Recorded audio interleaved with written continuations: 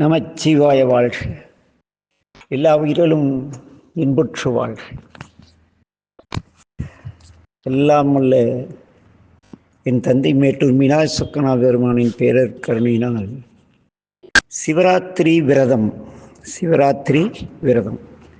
குறிப்பாக மகா சிவராத்திரி விரதம் என்று இந்த மாசி மாதத்திலே வருகின்ற விரதம் பேசப்படுகிறது. விரதம் என்ற வார்த்தைக்கு உண்ணா நோன்பு என்று பெயர். இன்று ஒரு நாள் நாம் உண்ணாவிரதம் இருந்து மனம், மொழி, செயல் எல்லாம் ஒரு ஒடுக்கத்தோடு அமைதியாக இருக்கக்கூடிய பக்குவநிலை கொண்டு வருவது விரதம். அவ்வழியிலே இந்த சிவராத்திரி விரதம், சிவராத்திரி திருவிழா கிடையாது. நம்முடைய ஆலயங்களிலெல்லாம் பார்த்தால் மாதாந்திர விழா, பிரதோஷ விழா, தேர் திருவிழா என்று அந்த திருவிழாக்கள் பேசப்படும். ஆனால் கந்தர் சஷ்டி விரதம், கார்த்திகை சோமவார விரதம், மகா சிவராத்திரி விரதம், நவராத்திரி விரதம் என்று ஏன் இந்த வார்த்தை மாறுபாடு என்று சிந்தித்தால், திருவிழா என்பது கொண்டாடப்பட வேண்டிய நிகழ்ச்சி. விரதம் என்பது நம் குழந்தை பேர் இல்லை என்பதற்காக அந்த கவலையோடு குழந்தை பேர் வேண்டி முருகப்பெருமானை வழிபடுவது சஷ்டி விரதம். நல்ல கணவன் அமைய கார்த்திகை சோமவார விரதம், கவலை தானே. இப்படி மனிதர்கள் சார்ந்த கவலைகளுக்காக இருக்கக்கூடிய உண்ணா நோன்பிற்கு விரதம் என்று பெயர். அப்படியெனில் இந்த மகா சிவராத்திரி திருவிழாவா விரதமா என்றால் மகா சிவராத்திரி விரதம், அதுதான் சரியானது. இங்கு யாருக்காக நாம் விரதம் இருக்கிறோம் என்றால், சிவருமான் நமக்கு செய்த ஒரு மிகப்பெரிய கருணைக்காக விரதம் இருக்கின்றோம். சிவராத்திரியிலே அண்ணாமலையார் தோன்றினார், அது இதுன்னு ஊர்பட்ட புனைக்கதைகள் தற்சமயம் யூடியூப்ல இருந்து எல்லாத்திலையும் வழங்குது. ஆனால் பாரம்பரியமாக சிவராத்திரி விழா எதற்காக கொண்டாடப்படுகிறது என்றால், பெருமான் நம்மை எல்லாம் காப்பாற்றிய ஒரு அரும் செயலுக்காக. முன்னொரு காலத்திலே தேவர்களுக்கு தாங்கள் சாகா வரம் பெற வேண்டும் என்ற எண்ணம் வருகிறது. கூடி ஆலோசிக்கிறார்கள். ஆலோசித்த பொழுது அங்கே அமுதம் உண்டால் நமக்கு மரணம் வராது என்ற ஒரு எண்ணம் உண்டாகிறது. அந்த எல்லோரும் குழுவி பேசியதில் சரி, அமுதம் எங்கே கிடைக்கிறது என்றால் பார்க்கடலில் கிடைக்கிறது. அதை எவ்வாறு எடுக்க வேண்டும்? கடைந்து எடுக்க வேண்டும். எவ்வாறு நாம் தயிர் கடைந்து அதில் வெண்ணெய் எடுக்கிறோமோ அதுபோல அமிர்தம் எடுத்து உண்ண வேண்டும். இது நியதி. சரி, இந்த அமிழ்தருக்கு கடையும் பொழுது மேருமலை மத்தாகவும் மகாவிஷ்ணு ஆமையாகவும் வாசுகி என்ற பாம்பு அந்த மத்தை கடைக்கூடிய கயிறாகவும் இப்படியெல்லாம் பேசி முடிச்சிட்டாங்க பெரியவங்களாம்.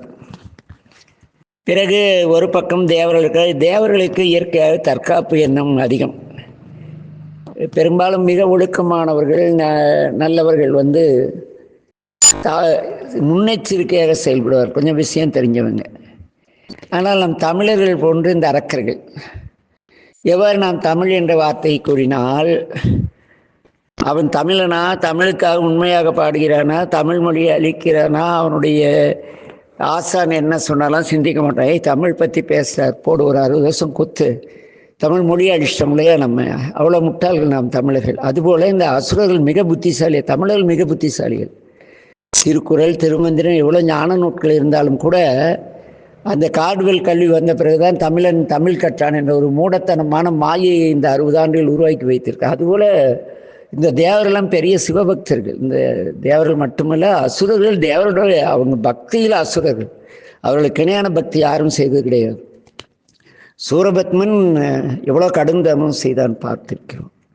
ஒவ்வொருத்தரும் கடும் தவம் செய்தவர்கள்.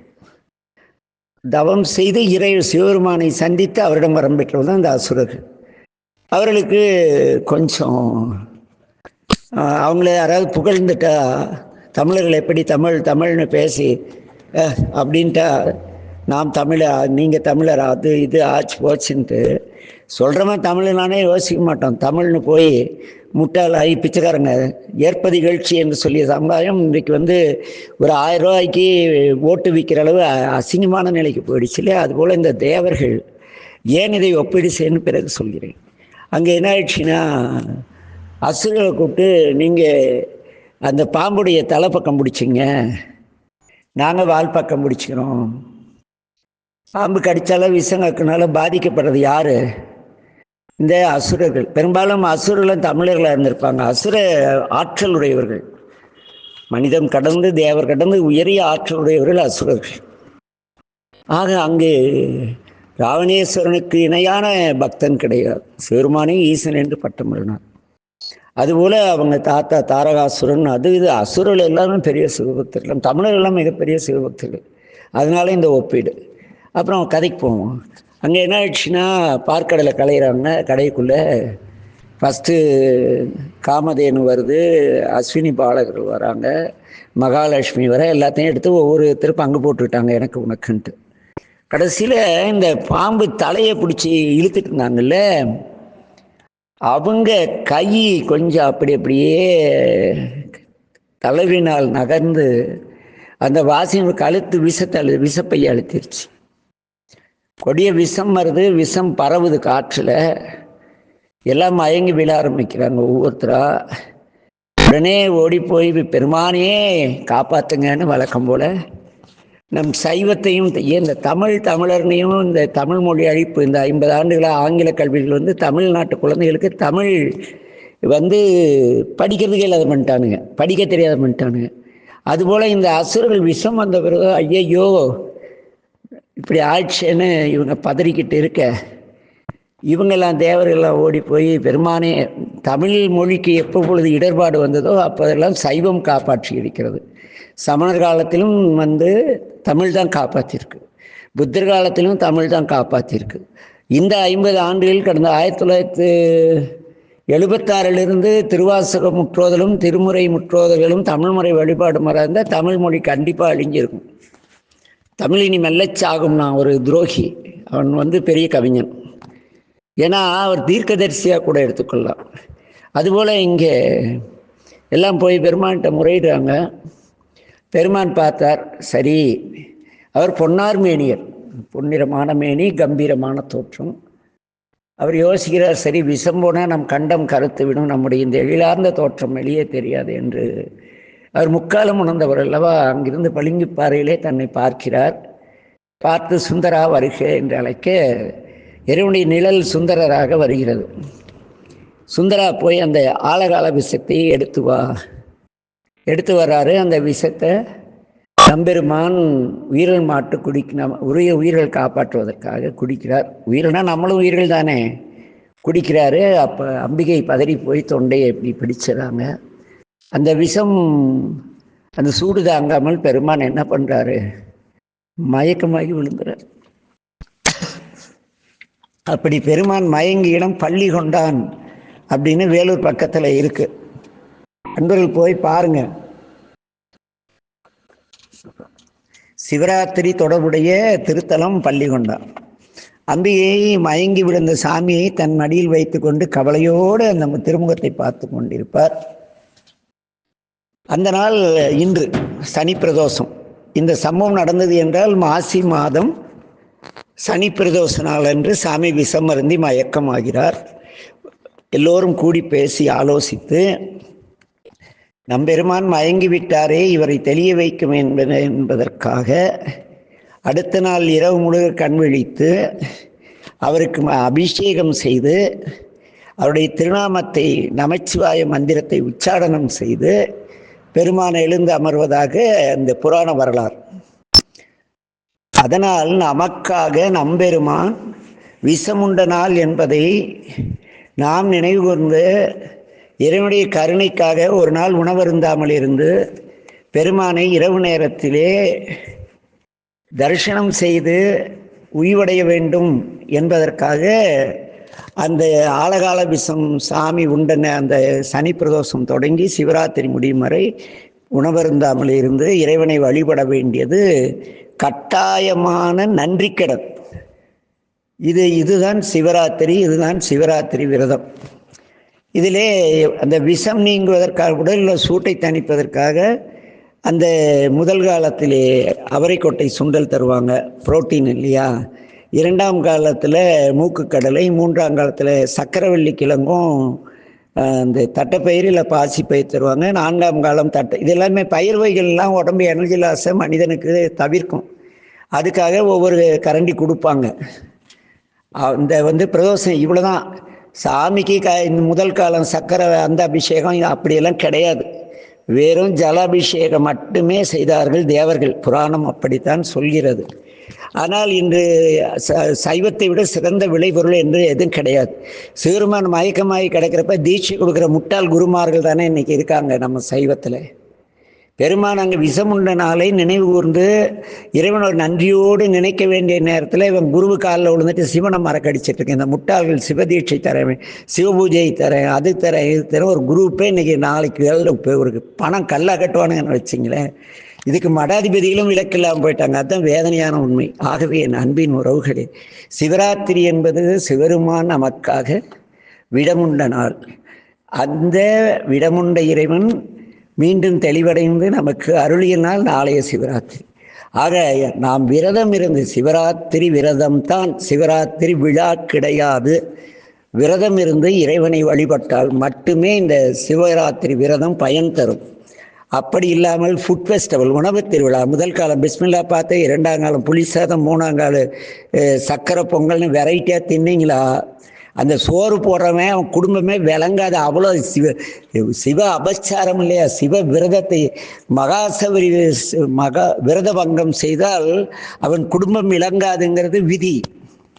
சிவராத்திரி அப்ப ஒரு பசியோடு இருந்து இறைவனை வழிபடுவதை கெடுக்கும் வண்ணம் எவனொருவன் உணவளிக்கிறானோ, எவனொருவன் அந்த இசை மற்றும் ஆடல் பாடல்களால் மகிழ்கிறானோ, பெருமானுடைய அந்த கருணையை நினைந்து இறை நாமத்தை ஜபிக்காமல் ஆடல் பாடல் போன்ற கேளிக்கைகளில் ஈடுபட்டு எவன் இரவை கழிக்கிறானோ, எவன் ஒருவன் உணவளித்து விரதபங்கம் செய்கிறானோ அவனுடைய குடும்பங்கள் விளங்காது, அவனுடைய செல்வம் அழியும், அவன் உடல் தீரா பிணிக்கு ஆளாகும் என்பது ஆகம விதி.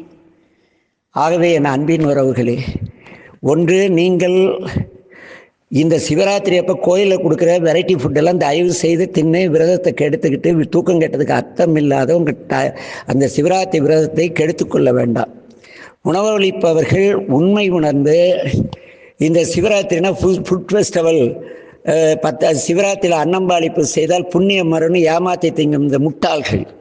அதே போல் சிவராத்திரி ஸ்க்ரீன் கட்டிட்டு கல்யாண மண்டபத்தில் குரு எங்கேயோ நடிகையும் கூட ஆடிக்கிட்டு இருப்பான், உலக புகழ் பெற்ற நடிகை கூட. அதை பார்த்து சிவசிந்தனையாக வரும். இந்த மாதிரி முட்டாள்தனமான காரியங்கள் ஈடுபடாமல் நம்பெருமா நமக்காக விஷமுண்ட நாள் என்பதை நினைவு கூர்ந்து அனைவரும் முறையாக முதல் காலம், இரண்டாம் காலம், மூன்றாம் காலம், நான்காம் காலம் எல்லாம் பெருமானிடத்திலிருந்து நமச்சிவாய மந்திரத்தை உச்சாடனம் செய்து பெருமான் நமக்காக விடமுண்ட தினம் இன்று அவர் சிவாலயங்களும் சைவமும் தலைத்தோங்க வேண்டும் என்று ஒரு உயர்ந்த நோக்கத்துக்காக மட்டுமே சிவராத்திரி பயன்பட வேண்டும். சாமியை மயக்கத்தில் இருக்கிற போய் திருவாசகம் முற்றோதல் பண்ணுறது, போற்றி திருத்தம், என்ன இது என்ன இதெல்லாம்? இந்த 15 ஆண்டுகளில் வந்த எல்லா கலெக்ஷன் சென்டர்ஸ் இருக்கு இல்லையா, சிவராத்திரி வச்சு இங்கே ஒருத்தர் இருக்கான், கோடிலிங்கம்னு வச்சுருக்கான். ஒரு வாரமாக ஊரெல்லாம் சுற்றி கலெக்ஷன் பண்ணிட்டு விஜய் டிவியில் இருக்கிற நடிகளை ஆடல் பாடல் நிகழ்ச்சி நடத்துகிறான். இவன் உருப்படாமல் போகிறது இல்லாத அந்த பக்தியோட ஒரு பக்தர் வாழ்க்கையை கெடுக்கிறான். ஒருத்தன் அங்கே வெள்ளிங்கிரியில் டான்ஸ் ஆடிக்கிட்டு இருக்கான், இன்னொருத்தன் தீட்சை கொடுக்குறான், அவன் அங்கங்கே ஏதோ பண்ணான். ஆக என் அன்பின் உறவுகளே, வேதத்தில் கூறுகிறது, கலியுகத்திலே சிவபக்தி உண்டாவது அரிதானது. அவ்வாறு உண்டாகும் பொழுது ஆயிரக்கணக்கான போலி துறவிகள் தோன்றி சிவருமானை பற்றி நினைவை ஏற்படுத்தாமல் தங்களை சிவனாக காட்டிக்கொண்டு சிவநெறியிலிருந்து மக்களை பிறழச் செய்வார்கள். தங்கள் சுயலாபத்திற்காக சைவத்தை பயன்படுத்தி கொள்வார்கள், சிவநெறியை பயன்படுத்தி கொள்வார்கள். ஆகவே சிவராத்திரியிலே ஆன்மாக்கள் அனைவரும் அமைதியாக பெருமானை உண்மையை உணர்ந்து ஏற்றுக்கொண்டு நலம் பெற வேண்டும் என்று கூறுகிறது வேதங்கள். அவ்வழியிலே அனைவரும் பெருமானை வழிபட்டு அருள் பெறுவோம். நமச்சிவாய வாழ்க. எல்லா உயிர்களும் இன்புற்று வாழ்க. திருச்சிற்றம்பலம். இது நலம் விரும்பிய, இது யாரையும் குறை கூறுவதற்காக இந்த பதிவை போடவில்லை. பாவம் அப்பாவி மக்கள் அவர்கள் வாழ்கிற துன்பங்களை போக்கிக் கொள்ள சிவராத்திரி விரதம் மெய் பக்தர்களே, அந்த மெய் தொண்டர்களே, என்ன முன்னுரிமையே திருவாசகம் யாருக்குடைய பக்தர்கள் சூழப்போகி சாமியை சுற்றி பக்தர்கள் தான் போகணுங்கிறார். ஏன்னா பக்தர்கள் தான் பூ வாங்கிட்டு கோயில் போவோம், அடியாரம் மற்றவங்களாம் அப்படி போக மாட்டோம். என்ன சுயலாபத்துக்காக கோளறு பதிகமும் பொன்பெற்ற பதிகம் பொருள் பெற்று குடித்துக்கிற அளவு படிக்கிறது அளவு தான் அடியார் பெருமக்கள் சொல்லிக்கிற ஒரு தலைமுறை இருக்குது இன்றைக்கி. ஆக உண்மை உணர்ந்து எல்லோரும் சிவபெருமானின் இடத்தில் நன்றி கூற வேண்டும் என்பதற்காகவே இந்த பதிவு. இது யாரையும் குறை கூறுவதற்கான பதிவு கிடையாது. இதில் வேற இன்னொரு காமெடி பண்ணுவானுங்க. மூலஸ்தானத்தில் ஒரு அபிஷேகம் பண்ணுவானுங்க, தட்சிணாமூர்த்திகிட்ட ஒன்று பண்ணுவாங்க. மூலவரே லிங்கோத்பவர் தானே, அப்புறம் பின்னால் போய் அங்கே இருக்கிற அண்ணாமலையாருக்கு ஒன்று பண்ணுவாங்க. ஜனங்களை அலைக்கழிச்சு ஐயோ ஐயோ, நான் பல்வேறு ஆலயங்களுக்கு சென்று பார்த்து மனம் நொந்து போய் எந்த ஆலயத்தும் போல எங்கள் சொக்கனாக இருக்க சிவனேன்னு உட்காந்துருந்தேன். அவங்க ஊரில் ஒரே கோயிலில் அமைதியாக உட்காந்து உங்களை ஆல்ரெடி நீங்கள் எந்த நான் மேட்டுனா மேட்டு சொக்கர் தான் எங்கே போனாலும். ஏன்னா எடப்பாடினா எடப்பாடி சூர்யா தான், ஏன்னா கோவிந்தசாமினா புதுப்பாளையம் கோவிந்தராஜ் தான், திருநள்ளாறுனா திருநள்ளாறு கோவிந்தசாமி ஐயா தான். அவங்க ஊரில் நம்ம கைலாஸ் இருக்காருன்னா ஒரு திருப்பூர் அடியார் தான் எந்த ஊரில் இருந்தாலும், பூண்டி அடியார். ஆக அவங்கவுங்க ஊரில் ஆளுடைய எண்ணலை வழிபட்டு நலம் பெறுவோம். அதற்கு எல்லாமல்ல என் தந்தை மேட்டும் மீனாசக்காரன் பேரை உண்டாக வாழ்த்தி நிறைவு செய்கின்றோம். நமச்சிவாய வாழ்க. எல்லா உயிர்களும் இன்புற்று வாழ்க. எப்பொருள் எத்தன்மை யார் யார் வாய் கேட்பினும் அப்பொருள் மெய்ப்பொருள் காண்பதறிவு. வாழ்க சீரடியாரெல்லாம். திருச்சிற்றம்பலம்.